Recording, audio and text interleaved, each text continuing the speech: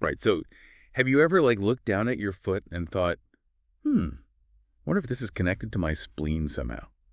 Well, get ready, because on today's deep dive, we are talking all about that very connection. The spleen-pancreas meridian. Yeah. One of the key energy pathways in traditional Chinese medicine. And it's pretty fascinating because this meridian, it's not just about the spleen and pancreas as you might expect. Right. In the world of TCM, this meridian is a major player in our overall well-being. Okay, so we are talking about energy here, right? Yeah. Not just like the physical spleen and pancreas. Precisely. Okay. Imagine it like this. There's this energy or qi flowing through your body like a river. Mm-hmm. The spleen-pancreas meridian, that's the part of the system that's all about transforming and transporting. Okay. It's the digestive fire that breaks down your food, sure, but it also governs how you process information and emotions. Oh, wow. Yeah. So if someone's feeling sluggish or having, digestive woes, or maybe they're just overthinking everything, this is the meridian they'd want to learn more about. Exactly.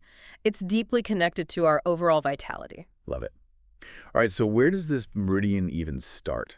Well, you might be surprised to learn that it begins at your big toe. No way. Seriously. Yep. The big toe. And each point along this meridian from the toe all the way up to the chest has a unique role to play. Oh my God. Okay, this is already blowing my mind. So first up, we have SP1, also called Yinbai, which sits right here on the inside of the big toe by the nail.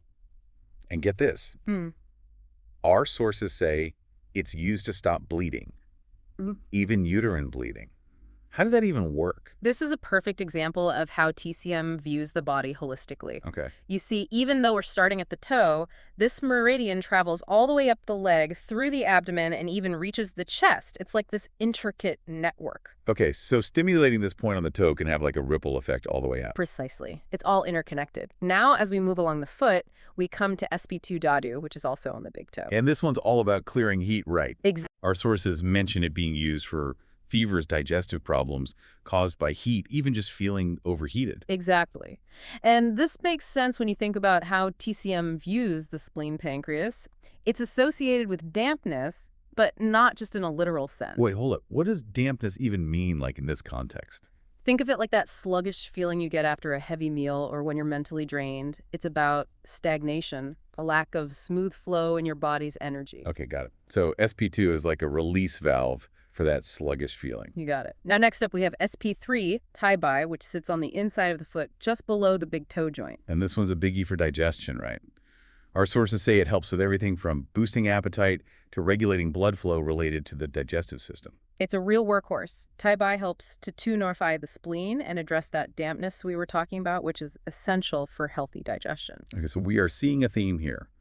Even though we're just at the foot, these points have far-reaching effects. Absolutely. And that interconnectedness becomes even more apparent with the next point, SP4, also known as Gongsun. This one's located on the inside of the foot, kind of near the arch, and it's connected to something called the Chong Meridian. What's it all about? Ah, yes. The Chong Meridian is considered a sea of blood and energy in TCM, especially important for women's health. Interesting. And our sources say SP4 is often used for gynecological issues, which makes sense given that connection. Exactly. It's like a gateway to influence the Chong Meridian's energy. Wow, our feet are like mini maps of our entire body. All right, moving on, we have SP5 Shangqiu, which sits on the inside of the ankle. This point seems to be all about clearing out dampness and cold. That's right. And because of its location near the ankle, it's particularly helpful in addressing joint pain in the lower body, like arthritis. It's like it's strategically placed. Our sources also mention it being used for ankle pain and weakness, which makes sense. Now let's talk about SP6 Sanyinjiao. This is a well-known point, right? Absolutely. Sanyinjiao, located on the inner leg, a few inches above the ankle bone, is a powerhouse point, especially for women's health.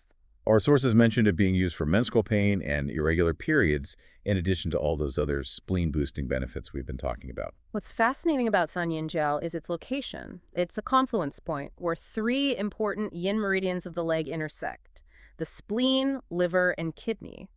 This makes it incredibly powerful in regulating the lower abdomen and addressing reproductive health. It's like a three-way energy intersection. Yeah. Okay, next on our journey up the leg is SP7 Lougu. This one sits a bit further up the inner leg and seems to be all about resolving dampness, reducing swelling, and even benefiting the kidneys and urinary function. It's a very versatile point, and it really highlights how influential the spleen-pancreas meridian is on fluid metabolism throughout the body. So it's not just about digestion. It's about how our body processes fluids in general. Exactly. It's all interconnected.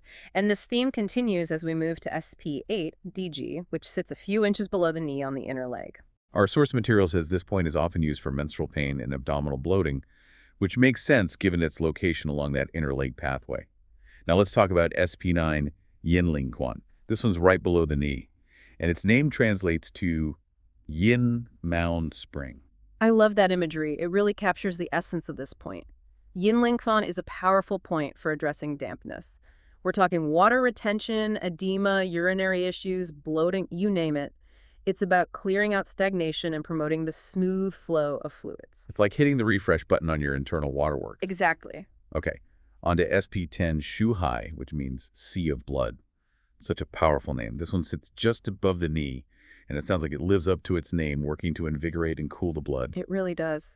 Xuehai is a go-to point for any blood-related issues, whether it's skin problems, menstrual irregularities, or even pain in the lower limbs. Okay, we're starting to move up the thigh now. Yeah. And next up is SP11 or Jiemen.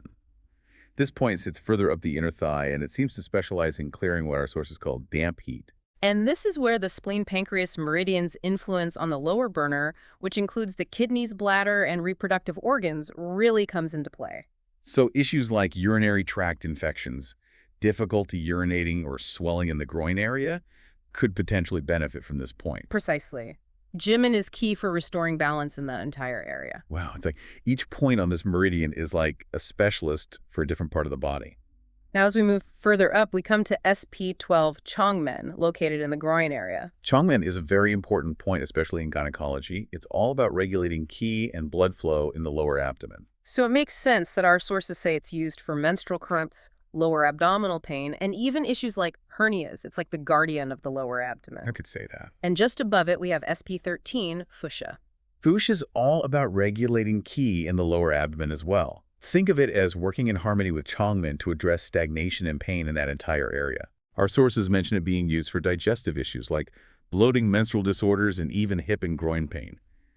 It's amazing how interconnected it all is. All right, moving on, we have SP14 Fujie, which sits a bit further up the abdomen. Fujie is known for its warming and nourishing effect on the spleen.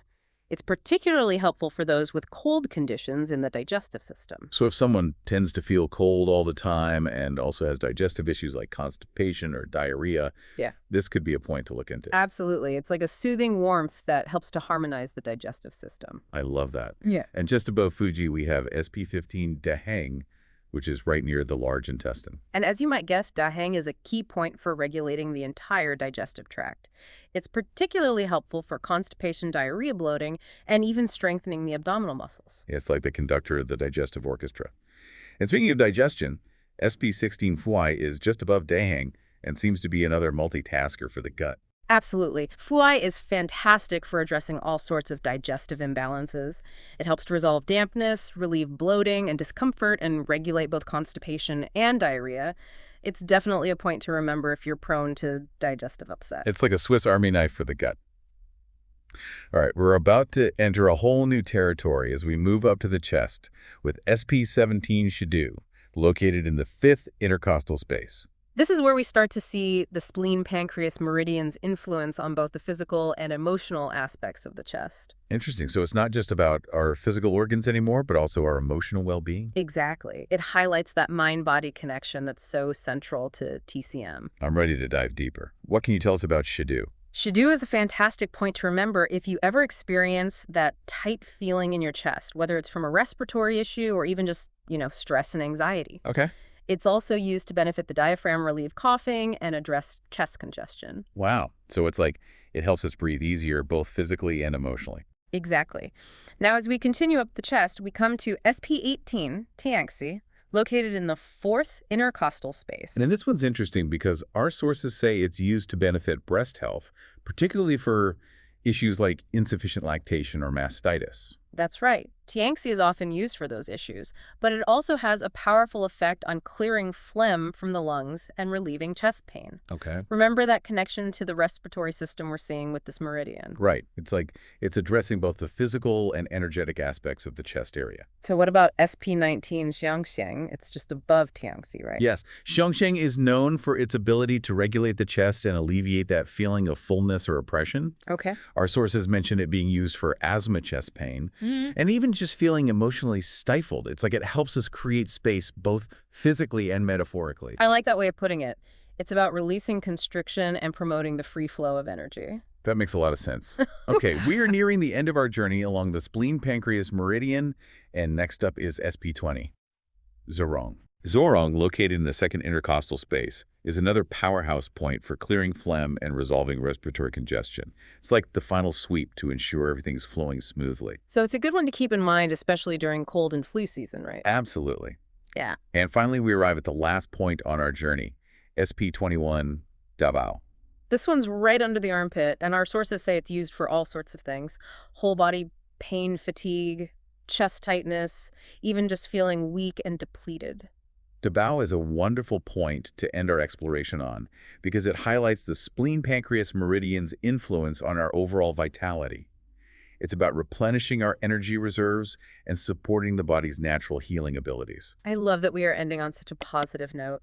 It's incredible how this one meridian, which starts all the way down at the big toe, can have such a profound impact on our entire system. It really speaks